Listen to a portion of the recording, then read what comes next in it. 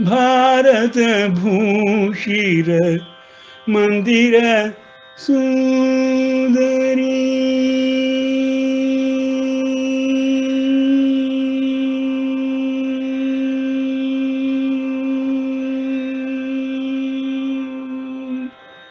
भारत भूषिर मंदिर सुंदरी भारत भूषिर मंदिर सुंदरी भुवन मनोहरी कन्याकुमारी भारत भूषिर मंदिर सुंदरी भुवन मनोहरी कन्याकुमारी भारत भूषिर मंदिर सुंदरी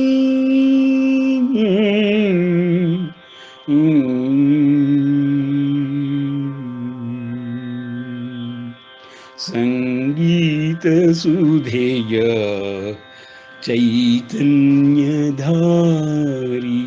कण कण नीने करुणापूरे संगीत सुधेय चैतन्यधारी कण कण नीने करुणापूरे नव भाव नव जीव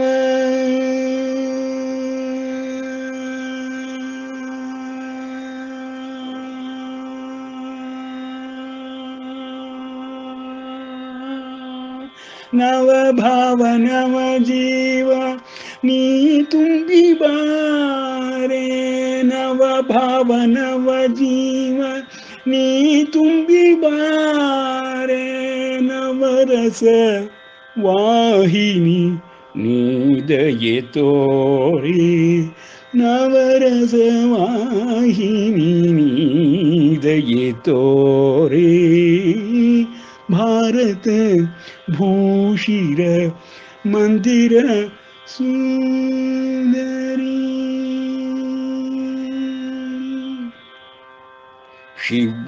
शिवतांडवद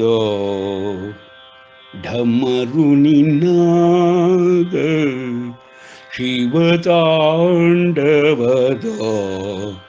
ढमरुनिनाद शिवतांडवद ढमरुनिनाद ஐவுணரல் இருக்கு ஏவோங்க யோச்சு ஹயவரட்டு லணு சிவத்தாண்டவத ಢಮರುನಿನಾದ ನಾದ ಬ್ರಹ್ಮನ ಓಂಕಾರನಾದ ನಾದವೆಲೀನ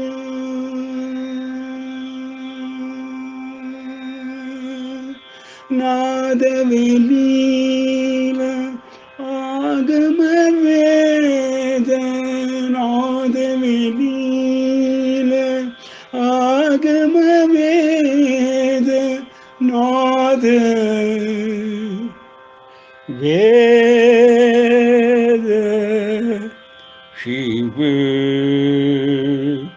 ನಾದ ವೇದ ಶಿವೆ ನಿನ್ನ ವಿನೋದ ಭಾರತ ಭೂಷಿರ ಮಂದಿರ ಸುಂದರಿ ಭುವನ ಮನೋಹರಿ ಕನ್ಯಾಕುಮಾರಿ ಭಾರತ ಭೂಷಿರ ಮಂದಿರ ಸುಂದರಿ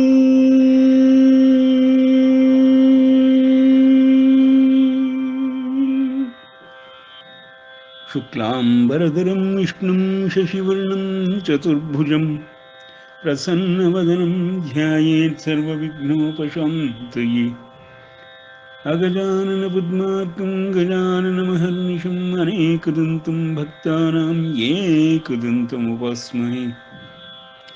ಮನುಷ್ಯಾಣಾಂ ಸಹಸ್ರೇಷು ಕಶ್ಚಿದ್ಯತತಿ ಸಿದ್ಧಯಃ ಯತತಾಮಪಿ ಸಿದ್ಧಾನಾಂ ಕಶ್ಚಿನ್ನಾಂ ವೇತ್ತಿ ತತ್ವತಃ.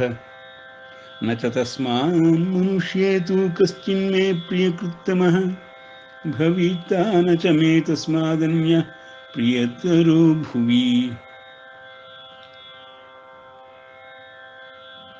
ಓಂ ನಮೋ ಬ್ರಹ್ಮಾದಿಭ್ಯಃ ಬ್ರಹ್ಮವಿದ್ಯಾಸಂಪ್ರದಾಯಕರ್ತೃಭ್ಯಃ ವಂಶ ಋಷಿಭ್ಯಃ ಶ್ರೀನಮೋ ಗುರುಭ್ಯಃ ಶ್ರೀನಮೋ ಗುರುಭ್ಯಃ ಶ್ರೀನಮೋ ಗುರುಭ್ಯಃ. ನಾವು ಇದುವರೆಗೆ ಭಗವದ್ಗೀತಾ ಜ್ಞಾನ ಅಭ್ಯಾಸದ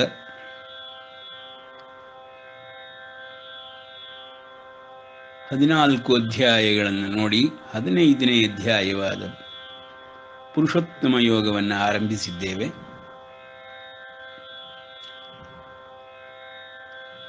ಇದುವರೆಗೆ ಪರಮಾತ್ಮನು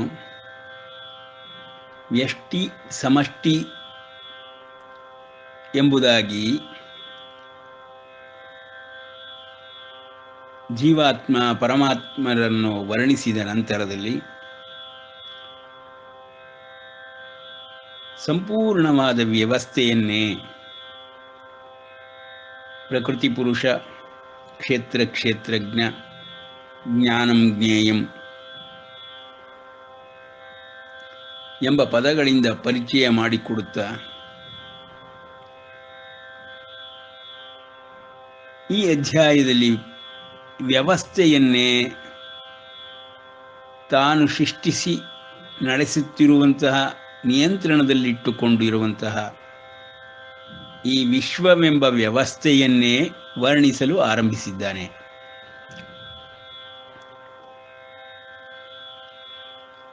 ಇದನ್ನು ಗೀತಾ ಜ್ಞಾನದ ಆರಂಭದಲ್ಲಿಯೇ ತಿಳಿಸಬೇಕಾಗಿತ್ತುದೆಂಬುದು ಮನುಜ ಬುದ್ಧಿಯ ಒಂದು ಸಲಹೆಯಂತೆ ಕಾಣುತ್ತದೆ. ಆದರೆ ಭಗವಂತನು 15ನೇ ಅಧ್ಯಾಯದಲ್ಲಿ ಇದನ್ನು ಆರಂಭಿಸಿದ್ದಾನೆ. ಕಾರಣವೇನೆಂದರೆ ಇದು ಭಗವದ್ವಾಣಿ ಬರೀ ಅರ್ಜುನನಿಗೆ ಮಾತ್ರ ಹೇಳುತ್ತಿರುವಂತೆ ಆರಂಭಿಸಿದ್ದಾನೆ. ಯುದ್ಧರಂಗದಲ್ಲಿ ಅರ್ಜುನನಿಗೆ ಉಂಟಾದ ಅನುಮಾನ ಪರಿಹಾರ ಮಾಡುವುದಕ್ಕಾಗಿ ಆರಂಭಿಸಿದ ಈ ಗೀತೆ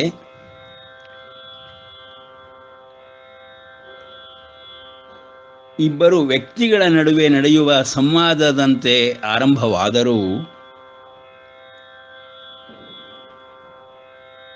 ವಿಷಯ ವಸ್ತುಗಳು ಇಡೀ ವಿಶ್ವಕ್ಕೆ ಸಂಬಂಧಪಟ್ಟಂಥದ್ದಾದ್ದರಿಂದ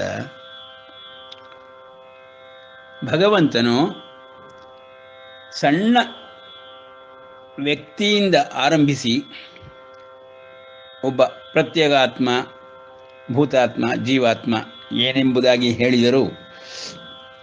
ಅರ್ಜುನನ ಸ್ಥಿತಿಯಿಂದ ಉಂಟಾಗುವಂತಹ ಎಲ್ಲ ಜೀವರಾಶಿಗಳಿಗೂ ಇರುವಂತಹ ಈ ಒಂದು ಕುತೂಹಲವನ್ನು ಉದ್ದೇಶಿಸಿ ಸಮಸ್ಯೆಗಳನ್ನು ಪರಿಹರಿಸಲು ಆರಂಭಿಸಿದಂತಹ ಒಂದು ಜ್ಞಾನ ಭಾಗ.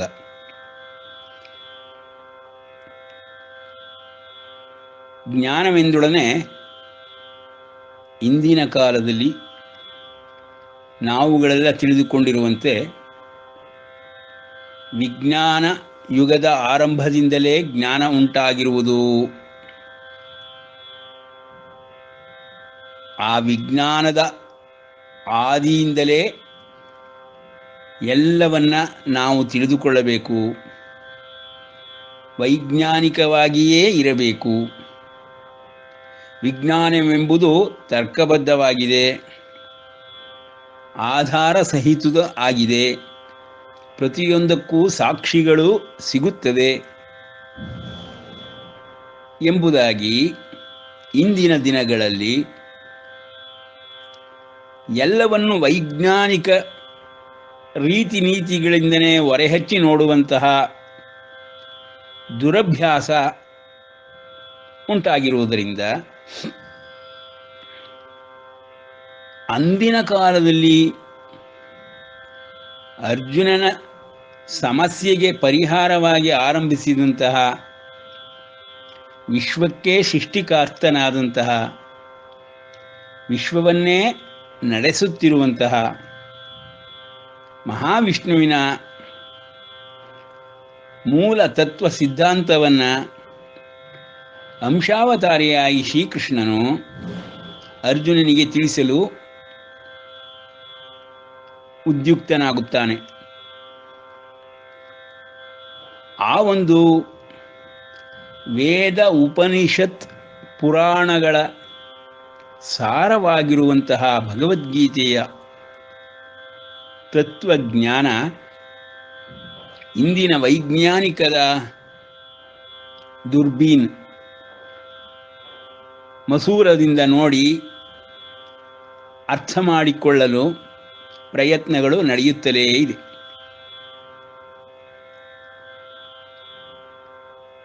ಇಂದಿನ ಪ್ರಾಕೃತಿಕವಾದಂತಹ ವಿಜ್ಞಾನವನ್ನಷ್ಟೇ ಒಪ್ಪಿಕೊಳ್ಳುತ್ತಿರುವಂತಹ ಈ ಜಗತ್ತು, ಜೀವರಾಶಿ ಭಗವದ್ಗೀತೆಯನ್ನು ಸ್ವಲ್ಪವಾದರೂ ಅರ್ಥ ಮಾಡಿಕೊಳ್ಳಬೇಕೆಂಬುದ ಆದರೆ ನಾವು ಈ ರೀತಿಯಲ್ಲಿಯೇ ವೈಜ್ಞಾನಿಕವಾದ ಜ್ಞಾನದ ಆಧಾರದಿಂದಲೇ ಆರಂಭಿಸಬೇಕು. ಆ ಕಾರಣದಿಂದಲೇ ನಾವು ಮನೋಶಾಸ್ತ್ರಜ್ಞನೆಂದು ಕೃಷ್ಣನನ್ನು, ವೈದ್ಯನೆಂದು ಕೃಷ್ಣನನ್ನು ತಿಳಿಸಿ, ಮನೋರೋಗಿಯಾಗಿರುವಂತಹ ಅರ್ಜುನನು ತನ್ನ ಒಂದು ಅನುಮಾನಗಳನ್ನು ಯುದ್ಧರಂಗದಲ್ಲಿ ನಿಂತು ಭಾವುಕನಾಗಿ ಈ ರೀತಿ ತಿಳಿಸುತ್ತಿದ್ದಾನೆ ಎಂಬುದಾಗಿ ಮೊದಲನೇ ಅಧ್ಯಾಯದಿಂದ ಆರಂಭಿಸಿದವು.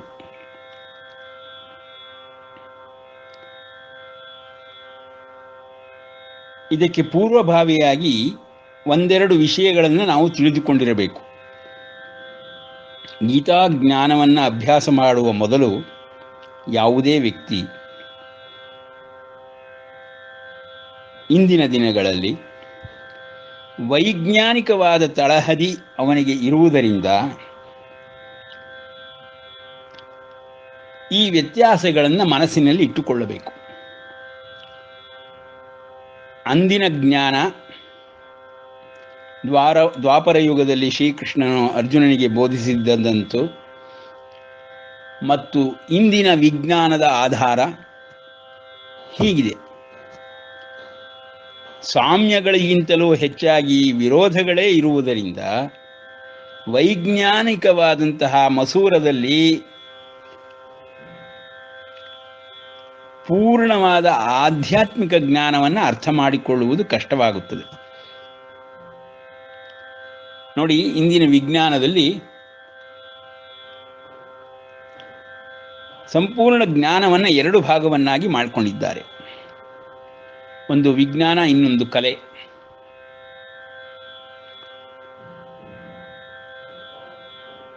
ಪರಿಪೂರ್ಣ ಜ್ಞಾನವನ್ನು ಒಬ್ಬನು ಹೊಂದಬೇಕಾದರೆ ವೈಜ್ಞಾನಿಕವಾಗಿ ಕಲೆಯನ್ನು, ಕಲೆಯಾಗಿ ವಿಜ್ಞಾನವನ್ನು ತಿಳಿದುಕೊಳ್ಳಬೇಕಾಗಿದೆ. ವಿಜ್ಞಾನಕ್ಕೂ ಕಲೆಗೂ ಇರುವ ವ್ಯತ್ಯಾಸವನ್ನು ಈ ರೀತಿ ಮಾಡಿಕೊಂಡಿದ್ದಾರೆ. ವಿಜ್ಞಾನ ಮೂಲಭೂತವಾದಂತೆ ಯಾವುದೇ ಕ್ರಿಯೆ ಎಷ್ಟು ಸಲ ಪುನರಾವರ್ತಿಸಿದರೂ ಏಕಸಮನಾದ ಉತ್ತರವನ್ನು ಕೊಡಬೇಕು. 0 ಬರಬೇಕು, ಇಲ್ಲ 1 ಎಂಬುದು ಬರಬೇಕು.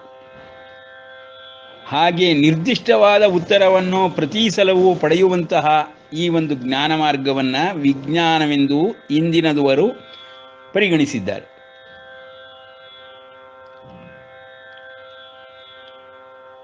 ಯಾವುದು ಕರ್ಮ ಕ್ರಿಯೆಗೆ ಒಳಪಡಿಸಿದಾಗ 0 ಅಥವಾ 1 ನಿರ್ದಿಷ್ಟವಾಗಿ ಉತ್ತರವಾಗಿ ಕೊಡುವುದಿಲ್ಲವೋ ಆ ಜ್ಞಾನ ಭಾಗವೆಲ್ಲವೂ ಕಲೆ ಎಂಬುದಾಗಿ ಲೋಕದಲ್ಲಿ ಹಲವಾರು ಕಲೆಗಳಿದೆ.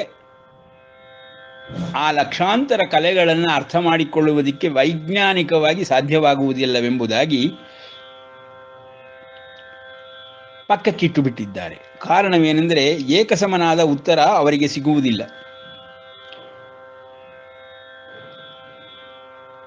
ಹೀಗೆ ಇಂದಿನ ಒಂದು ಜ್ಞಾನದ ಭಾಗಗಳು ವೈಜ್ಞಾನಿಕ ಮತ್ತು ಕಲಾತ್ಮಕವೆಂಬುದಾಗಿ ಇದೆ. ಆದರೆ ಗೀತೆಯಲ್ಲಿ ಅಂದಿನ ಜ್ಞಾನವನ್ನು ಭಗವಂತನು 2 ಭಾಗಗಳನ್ನಾಗಿ ಮಾಡಿ ಹೇಳುತ್ತಾನೆ. ಒಂದು ಲೌಕಿಕ, 2 ಪಾರಮಾರ್ಥಿಕ, ವ್ಯಕ್ತ ಅವ್ಯಕ್ತ. ಇಂದ್ರಿಯ ಗೋಚರವಾದ ಕಣ್ಣಿಗೆ ಕಾಣುತ್ತಿರುವ ಎಲ್ಲವನ್ನೂ ವ್ಯಕ್ತವನ್ನಾಗಿ ವರ್ಣಿಸುತ್ತಾನೆ. ವ್ಯಕ್ತವಾಗುತ್ತಿರುವಂತಹ ಈ ವಿಶ್ವ, ಈ ಪ್ರಪಂಚವೆಂಬುದು ಒಂದು ತೋರಿಕೆ ಮಾತ್ರ. ಈ ವ್ಯಕ್ತವಾಗುವುದಕ್ಕೆ ಕಾರಣವೇನೆಂದರೆ ಅವ್ಯಕ್ತವಾದಂತಹ ಶಕ್ತಿಗಳು ಎಲ್ಲವನ್ನೂ ನಡೆಸುತ್ತಿದೆ. ಎಲ್ಲವೂ ಅವ್ಯಕ್ತವಾಗಿದೆ, ಶಕ್ತಿ ಗೋಚರಗಳು, ಶಕ್ತಿ ಕೇಂದ್ರಗಳು ಎಂಬುದಾಗಿ ಗೀತೆಯನ್ನು ಲೌಕಿಕ, ಪಾರಮಾರ್ಥಿಕ, ವ್ಯಕ್ತ ಅವ್ಯಕ್ತ ಎಂಬ ಭಾಗದಲ್ಲಿ ಸಂಪೂರ್ಣ ಜ್ಞಾನವನ್ನು ತಿಳಿಸುತ್ತಿದ್ದಾನೆ. ಅದರಲ್ಲಿಯೂ ವಿಶೇಷವಾಗಿ ಅವ್ಯಕ್ತವಾದುದನ್ನೇ ಸೂಕ್ಷ್ಮ ರೂಪದಲ್ಲಿಯೂ ಸೂಕ್ಷ್ಮತರವಾಗಿಯೂ ಅತಿ ಸೂಕ್ಷ್ಮವಾಗಿಯೂ ಇರುವಂತಹ ವಿಷಯಗಳನ್ನೇ ತಿಳಿಸುತ್ತಿದ್ದಾನೆ. ಇದು ಪ್ರತಿಯೊಂದು ದೇಹದ ಒಳಗೂ ಅಡಗಿರುವಂತಹ ಉಪಕರಣಗಳ ವ್ಯವಸ್ಥೆ. ಅದು ವಿಶ್ವಕ್ಕೆ ಹೇಗೆ ಸಂಪರ್ಕವನ್ನು ಹೊಂದಿದೆ ಎಂಬುದನ್ನು ಭಗವಂತನು ಭಗವದ್ಗೀತೆಯಲ್ಲಿ ತಿಳಿಸಲಾರಂಭಿಸಿದ್ದಾನೆ. ಈ ಒಂದು ಹಿನ್ನೆಲೆಯಲ್ಲಿ ನಾವು ಭಗವದ್ಗೀತಾ ಜ್ಞಾನವನ್ನು ಪ್ರವೇಶ ಮಾಡಬೇಕು. ಹೀಗೆ ಮಾಡಿದಾಗ ನಮಗೆ ಇಂದಿನ ವೈಜ್ಞಾನಿಕವಾದ ಬುದ್ಧಿಸ್ತರಗಳನ್ನು ಹೊಂದಿರುವಂಥವರಿಗೆ ಅರ್ಥವಾಗಲು ಆರಂಭಿಸುವುದು. ಯುದ್ಧರಂಗ, ಕಾರ್ಯಕ್ಷೇತ್ರ, ಅರ್ಜುನ ಮತ್ತು ಕೃಷ್ಣರು ಸಖರು, ಸ್ನೇಹಿತರು. ಯುದ್ಧರಂಗದಲ್ಲಿ ಅರ್ಜುನ ರಥಿಕನಾಗಿಯೋ, ಕೃಷ್ಣ ಸಾರಥ್ಯವನ್ನು ವಹಿಸಿಕೊಂಡು ರಥದ ಪ್ರವೇಶ ಮಾಡುತ್ತಾರೆ. ಎಲ್ಲ ಸೈನಿಕರು ಜಮಾವಣೆ ಆದ ನಂತರದಲ್ಲಿ ಅರ್ಜುನನಿಗೆ ಶತ್ರು ಪಕ್ಷದಲ್ಲಿರುವಂತಹ ಸೈನಿಕರುಗಳನ್ನೆಲ್ಲವನ್ನು ನೋಡಬೇಕೆಂಬ ಆಸೆಯುಂಟಾಗಿ ರಥವನ್ನು ಮಧ್ಯದಲ್ಲಿ ಕೊಂಡು ಹೋಗುವುದು, ನಾನು ನಿಂತು ಎಲ್ಲರನ್ನೂ ನೋಡಬೇಕಾಗಿದೆ ಎಂದು ಅರ್ಜುನನು ಕೃಷ್ಣನಿಗೆ ಆದೇಶವನ್ನು ನೀಡುತ್ತಾನೆ, ಸ್ನೇಹಿತನಾದುದರಿಂದ. ಆದರೆ ಶ್ರೀಕೃಷ್ಣನು ತಾನೇ ವಿಶ್ವ ಸೃಷ್ಟಿ ಮಾಡಿರುವವನೆಂದು, ವಿಶ್ವರಕ್ಷಕನೆಂದು, ವಿಶ್ವವೆಲ್ಲವೂ ತನ್ನ ಅಧೀನದಲ್ಲಿದೆ ಎಂಬುದಾಗಿ ಒಂದನ್ನೂ ಹೇಳದೆ ಸಾಮಾನ್ಯ ಮನುಷ್ಯನಂತೆ ಅರ್ಜುನನಂತೆ ಅವನ ಆದೇಶಗಳನ್ನು ಪಾಲಿಸುತ್ತಾನೆ. ಈ ವೇಳೆಗಾಗಲೇ ಅರ್ಜುನನಿಗೆ ಮನೋದೌರ್ಬಲ್ಯ ಉಂಟಾಗಿ ಹೋಗಿದೆ. ಆ ಮನೋದೌರ್ಬಲ್ಯವನ್ನು ಪರಿಹರಿಸಿಕೊಳ್ಳಲು ಒಂದಲ್ಲ ಒಂದು ರೀತಿಯ ನೆವದಿಂದ ಶ್ರೀಕೃಷ್ಣನನ್ನು ಮಾತಿಗೆ ಆರಂಭಿಸಿದ್ದಾನೆ. ಅರ್ಜುನನು ಎರಡೂ ಸೈನ್ಯಗಳ ನಡುವೆಯಲ್ಲಿ ನಿಂತ ರಥದಿಂದ ಸರ್ವ ಸೈನ್ಯವನ್ನು ವೀಕ್ಷಣೆ ಮಾಡುತ್ತಾ ಮೊದಲನೇ ಅಧ್ಯಾಯ ಭಗವದ್ಗೀತೆಯ 24-25 ಶ್ಲೋಕಗಳಿಂದ ಆರಂಭಿಸುತ್ತಾನೆ ತನ್ನ ಮನೋಸ್ಥಿತಿಯನ್ನು ತಿಳಿಸುವುದಕ್ಕೆ. ಸಂಜಯ ಉವಾಚ ಎಂಬುದಾಗಿ 2 ಶ್ಲೋಕಗಳನ್ನು ಸಂಜಯನು ಧೃತರಾಷ್ಟ್ರನಿಗೆ ತನ್ನ ಒಂದು ಕೋಣೆಯಲ್ಲಿ ಕುಳಿತುಕೊಂಡು ತನಗಿರುವಂತಹ ವಿಶೇಷವಾದ ದಿವ್ಯ ದೃಷ್ಟಿಯಿಂದ ಎಲ್ಲವನ್ನ ಕುರುಡನಾಗಿರುವಂತಹ ಧೃತರಾಷ್ಟ್ರನಿಗೆ ವರ್ಣಿಸುತ್ತಿದ್ದಾನೆ.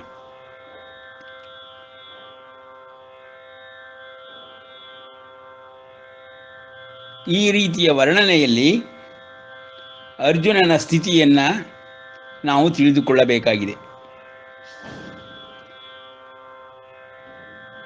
26ನೇ ಶ್ಲೋಕ. ತತ್ರ ಪಶ್ಯತ್ ಸ್ಥಿತಾನ್ ಪಾರ್ಥಃ ಪಿತॄನಥ ಪಿತಾಮಹಾನ್ ಆಚಾರ್ಯಾನ್ ಮಾತುಲಾನ್ ಭ್ರಾತॄನ್ ಪುತ್ರಾನ್ ಪೌತ್ರಾನ್ ಸಖೀಂಸ್ತತ ಶ್ವಶುರಾನ್ ಸುಹೃದಶ್ಚೈವ ಸೇನೆಯೋರುಭಯೋರಪಿ ತಾನ್ ಸಮೀಕ್ಷ್ಯ ಸ ಕೌಂತೆಯಃ ಸರ್ವಾನ್ ಬಂಧೂನ್ ಅವಸ್ಥಿತಾನ್ ಕೃಪಯಾ ಪರಯಾ ವಿಷ್ಟೋ ವಿಷೀದನ್ ಇದಂ ಅಬ್ರವೀತ್.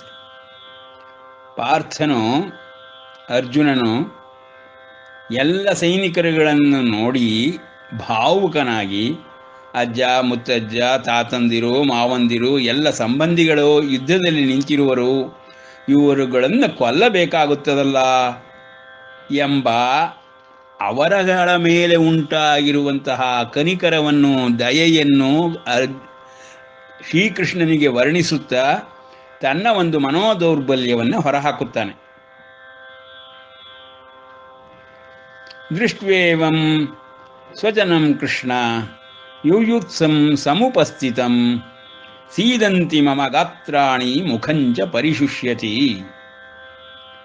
ವೇಪಥುಶ್ಚ ಶರೀರೇ ಮೇ ರೋಮಹರ್ಷಶ್ಚ ಜಾಯತೆ ಗಾಂಡೀವಂ ಸ್ರಂಸತೆ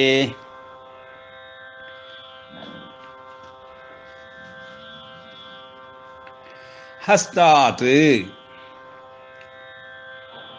ತ್ವಕ್ಚೈವ ಪರಿದಹ್ಯತೆ. ನೋಡಿ, ಅರ್ಜುನ ತನ್ನ ದೇಹದಲ್ಲಿ ಉಂಟಾಗುತ್ತಿರುವ ಬದಲಾವಣೆಗಳನ್ನು ತಿಳಿಸುತ್ತಾ ಇದ್ದಾನೆ ಒಂದೊಂದೇ ಪದಗಳಲ್ಲಿ.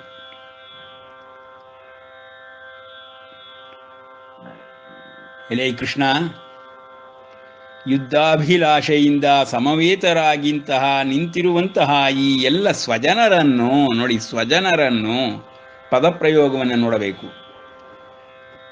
ಅಂದರೆ ಯುದ್ಧರಂಗದಲ್ಲಿ ಶತ್ರುಗಳಾಗಿ ನಿಂತಿದ್ದಾರೆ, ಆದರೆ ಅವರೆಲ್ಲ ಯಾರಪ್ಪ? ಸ್ವಜನರು. ಅರ್ಜುನನ ಮನೋಸ್ಥಿತಿ ಹೇಗಿದೆ? ಭಾವುಕನಾಗಿದ್ದಾನೆ. ಸ್ವಜನರನ್ನು ನೋಡಿ ನನ್ನ ಅವಯವಗಳು ಕುಂದುತ್ತಿವೆ ಮತ್ತು ಮುಖವು ಬಾಡುತ್ತಿದೆ. ನನ್ನ ಶರೀರದಲ್ಲಿ ಕಂಪನವು ರೋಮಾಂಚನವು ಉಂಟಾಗುತ್ತಿದೆ. ಕೈಯಿಂದ ಗಾಂಡೀವವು ಜಾರಿ ಬೀಳುತ್ತಿದೆ. ಚರ್ಮವು ಬಹಳವಾಗಿ ಸುಡುತ್ತಲಿದೆ. ತನ್ನ ದೇಹದಲ್ಲಾಗುವ ಪರಿವರ್ತನೆಯನ್ನು ಅರ್ಜುನನು ತಿಳಿಸುತ್ತಿದ್ದಾನೆ. ಅರ್ಜುನನ ಈ ಮಾತುಗಳನ್ನು ನೋಡಿದರೆ ಹೇಗನ್ನಿಸುತ್ತದೆ ಎಂದರೆ, ನ್ಯಾಯ ತೀರ್ಮಾನ ಮಾಡುವಂತಹ ಒಬ್ಬ ನ್ಯಾಯಾಧೀಶನಾಗಲಿ, ಒಂದು ದೇಹವನ್ನು ಶಸ್ತ್ರಚಿಕಿತ್ಸೆಗೆ ಒಳಪಡಿಸಿ ಅದರಲ್ಲಿರುವ ದೋಷವನ್ನು ಸರಿಪಡಿಸುವುದಕ್ಕಿರುವಂತಹ ಒಬ್ಬ ವೈದ್ಯನಾಗಲಿ, ಹೋಲಿಕೆಗೆ ಗಮನಕ್ಕೆ ಬರುತ್ತಾರೆ.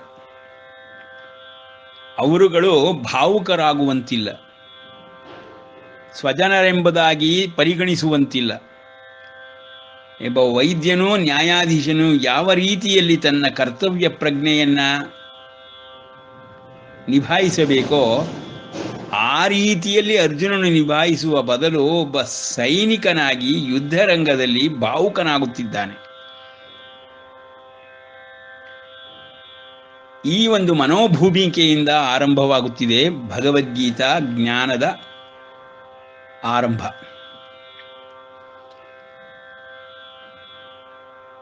ಮುಂದುವರಿಸಿ ಅರ್ಜುನನು, ನ ಚ ಶಕ್ನೋಮ್ಯವಸ್ಥಾತುಂ ಭ್ರಮತೀವ ಚ ಮೇ ಮನಃ ನಿಮಿತ್ತಾನಿ ಚ ಪಶ್ಯಾಮಿ ವಿಪರೀತಾನಿ ಕೇಶವ. ತನ್ನ ದೇಹದಲ್ಲಾಗುತ್ತಿರುವ ಬದಲಾವಣೆಯನ್ನು ತಿಳಿಸಿದಂತಹ ಅರ್ಜುನನು ತನ್ನ ಸುತ್ತಲೂ ಆಗುತ್ತಿರುವ ಬದಲಾವಣೆಯನ್ನು ತಾನು ಹೇಗೆ ಕಾಣುತ್ತಿದ್ದೇನೆಂಬುದನ್ನು ತಿಳಿಸುತ್ತಿದ್ದಾನೆ. ಎಲೈ ಕೇಶವ, ಇಲ್ಲಿ ಕೇಶವನೆಂದರೆ ಶ್ರೀಕೃಷ್ಣ.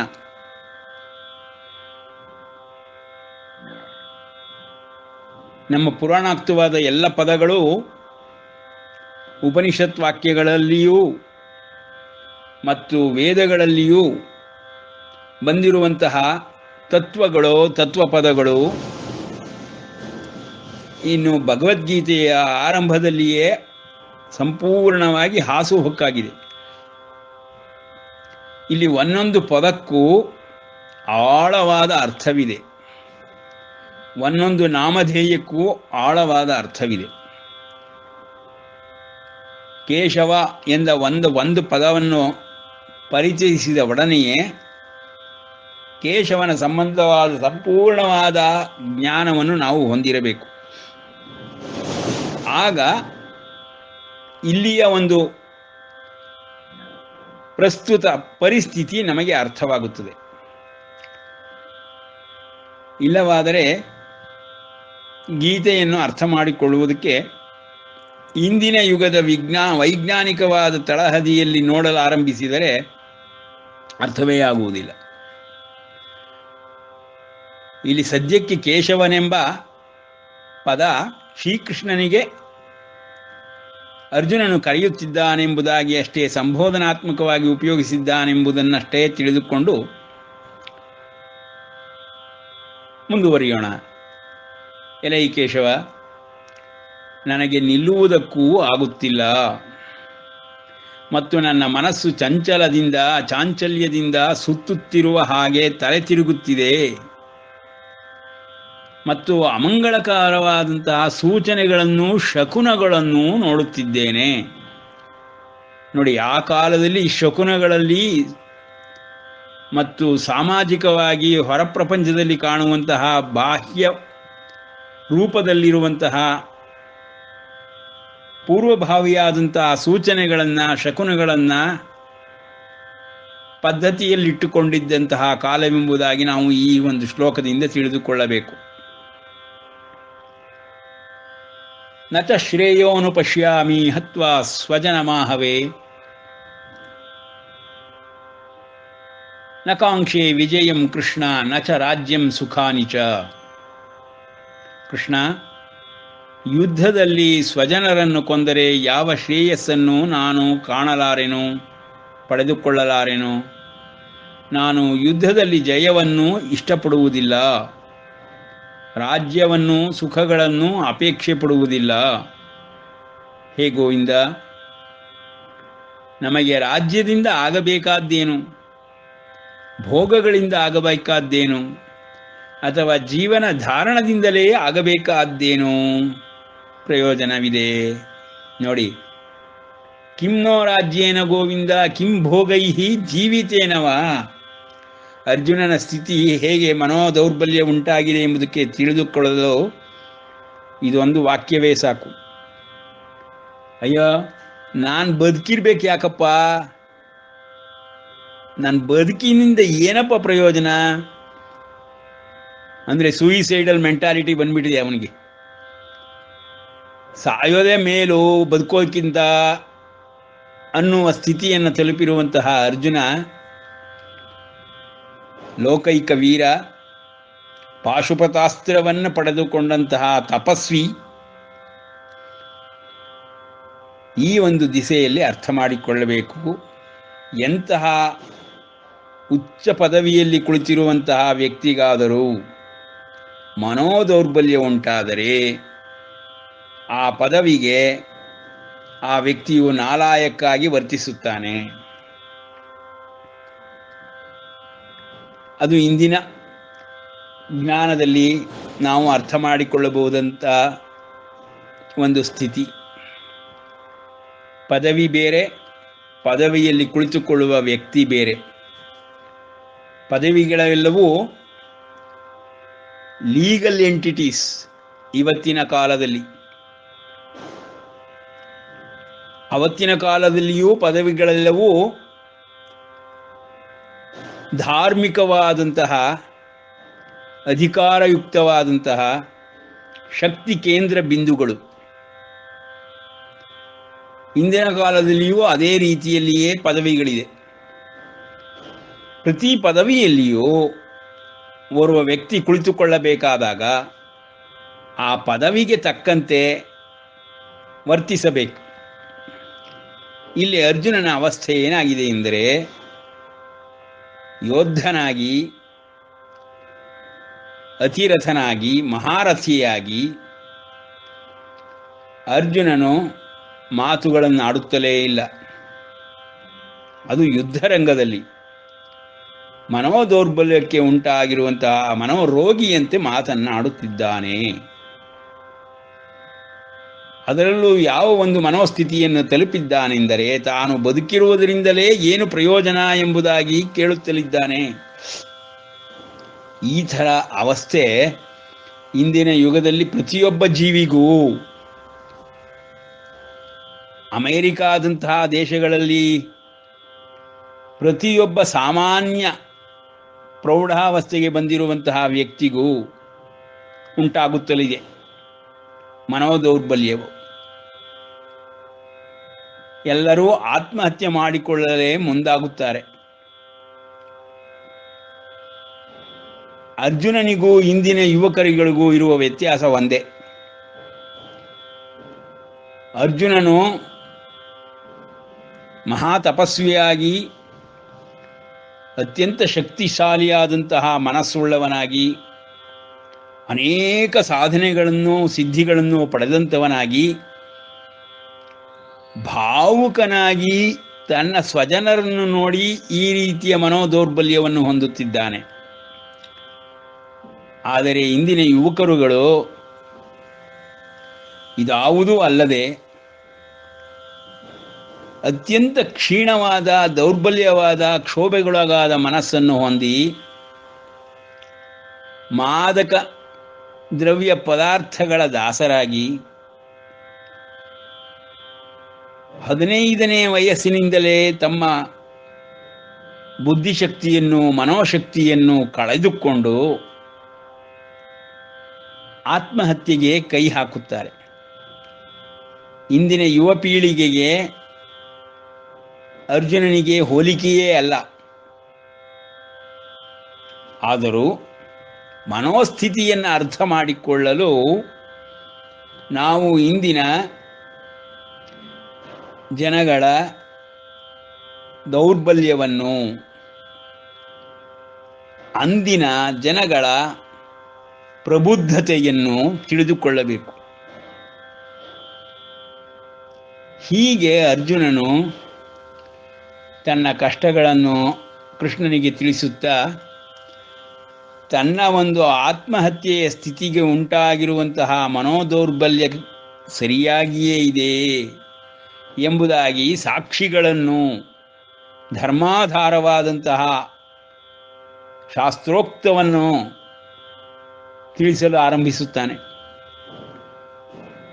ಯೇಷಾಮರ್ಥೇ ಕಾಂಕ್ಷಿತಂ ನೋ ರಾಜ್ಯಂ ಭೋಗ ಸುಖಾನಿ ಚ ತೈಮೇ ಅವಸ್ಥಿತ ಯುದ್ಧೇ ಪ್ರಾಣಾಂ ತ್ಯಕ್ತ್ವಾ ಧನಾನಿ ಚ ಆಚಾರ್ಯಾಃ ಪಿತರಃ ಪುತ್ರಾಸ್ತಥೈವ ಚ ಪಿತಾಮಹಾಃ ಮಾತುಲಾಃ ಶ್ವಶುರಾಃ ಪೌತ್ರಾಃ ಶ್ಯಾಲಾಃ ಸಂಬಂಧಿನಸ್ತತ. ಯಾರಿಗೋಸ್ಕರ ರಾಜ್ಯವನ್ನಾಗಲಿ, ಭೋಗಗಳನ್ನಾಗಲಿ, ಸುಖಗಳನ್ನಾಗಲಿ ನಾವು ಆಸೆ ಪಡಬೇಕು, ಅಪೇಕ್ಷೆ ಪಡಬೇಕು? ಅಂತಹ ದೊಡ್ಡ ದೊಡ್ಡ ಆಚಾರ್ಯರುಗಳು, ಹಿರಿಯರುಗಳು, ಗುರು ಹಿರಿಯರು, ಚಿಕ್ಕಪ್ಪ ದೊಡ್ಡಪ್ಪಂದಿರು, ಮಕ್ಕಳು, ಮೊಮ್ಮಕ್ಕಳು, ತಾತಂದಿರು, ಸೋದರ ಮಾವಂದಿರು, ಎಲ್ಲ ಬಂಧುಗಳು ಪ್ರಾಣವನ್ನು, ಧನವನ್ನು ತ್ಯಾಗ ಮಾಡಿ ರಣರಂಗದಲ್ಲಿ ಯುದ್ಧಕ್ಕಾಗಿ ಸಾಯುವುದಕ್ಕೆ ಸನ್ನದ್ಧರಾಗಿ ನಿಂತಿದ್ದಾರೆ. ಅರ್ಜುನನ ಕಾನ್ಫಿಡೆನ್ಸು ಎಲ್ಲರನ್ನೂ ತಾನು ಕೊಲ್ಲಬಲ್ಲೆ ಎಂಬುದಿದೆ. ಆದರೂ ಮನೋದೌರ್ಬಲ್ಯ, ಭಾವುಕನಾಗಿ ಹೇಳುತ್ತಿದ್ದಾನೆ.